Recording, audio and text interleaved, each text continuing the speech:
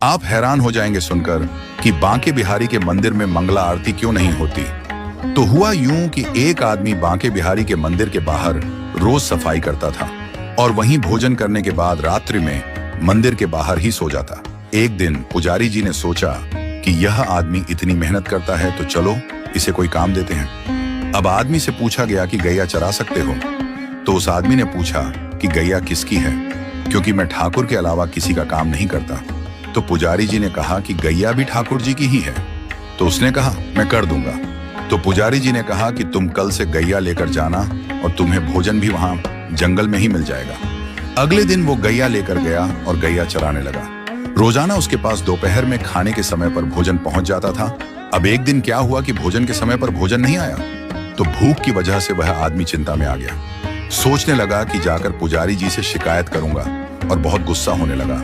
तभी एकदम से पीछे से आवाज आई कि गवाले आजा, अपना भोजन कर ले। और उसने पीछे देखा तो वहां दिखा तो कोई भी नहीं, लेकिन एक पेड़ के पास लाल मखमली कपड़े में कुछ बंधा हुआ रखा। वह गवाला वहां गया और जाकर देखा कि वहां तो भोजन रखा हुआ है। उसने उस कपड़े को खोला तो देखा कि 56 भोग तरह तरह का भोजन उस मखमली कपड़े में रखा हुआ था। तो गवाले ने सोचा कि आज भोजन बहुत ज्यादा बना है, तो बनाने में थोड़ा समय लग गया होगा, इसलिए देरी हो गई।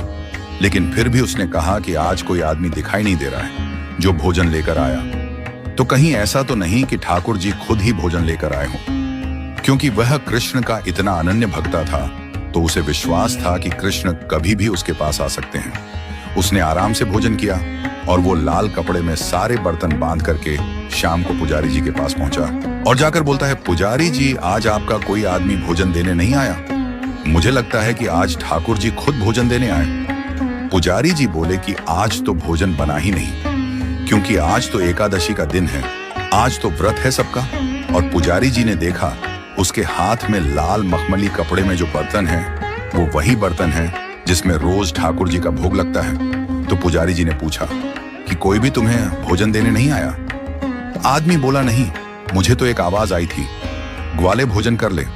पुजारी जी को पता चल गया कि आज ठाकुर जी स्वयं इसके लिए भोजन लेकर गए। तो पुजारी जी ने सोचा कि ठाकुर जी का इतना अनन्य भक्त है तो इसको मंदिर से दूर नहीं भेजना चाहिए। तो पुजारी जी ने कहा कि आज से तुम्हारी ड्यूटी मंदिर में ही है, यहीं रात को चौकीदारी करो, मंदिर का ध्यान रखो। मंदिर के द्वार बंद होने के बाद कोई भी मंदिर में आए जाए नहीं। तो उस रात से उस ग्वाले की ड्यूटी शुरू हो गई।